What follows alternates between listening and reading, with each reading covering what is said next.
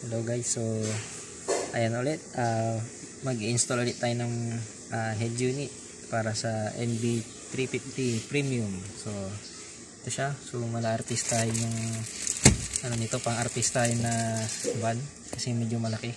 And kasama ko si, siyempre may kasama din kang artista. si Coloco Marbs. Ayan, so ito yung ano, frame nya.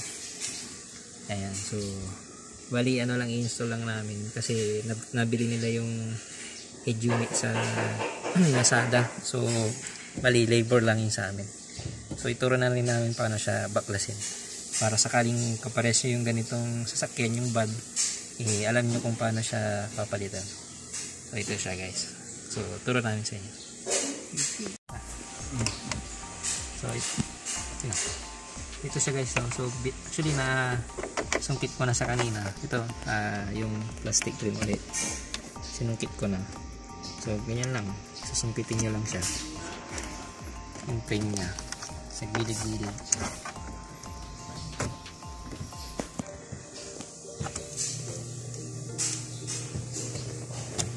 So naalis na natin ito yung frame nya.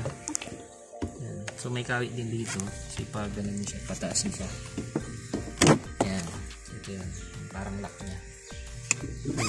May 4 na screw lang, so tatanggalin lang natin yan.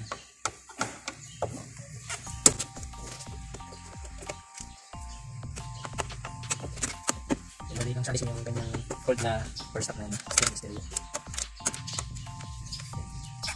Galing gamitin yung Phillips screw siya, may magnet siya para pag hindi siya mahulog.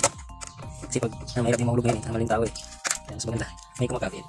Yung magnet tayo, Pag isa lang kumakapit, talagang kailangan isa talaga, hindi talaga tayo. Pag mahal ka, isa lang dapat. Ito lang yan, hindi tayo playboy. Ayan din sa ano, sa buhay. Yung buhay parang light. Kung ano talaga, ito may ano rin pala siya guys, no? So may lock siya dito. Ayan yung maliit, ito to, hindi siya maguguyod kasi ng basta. So itaas nyo lang yan.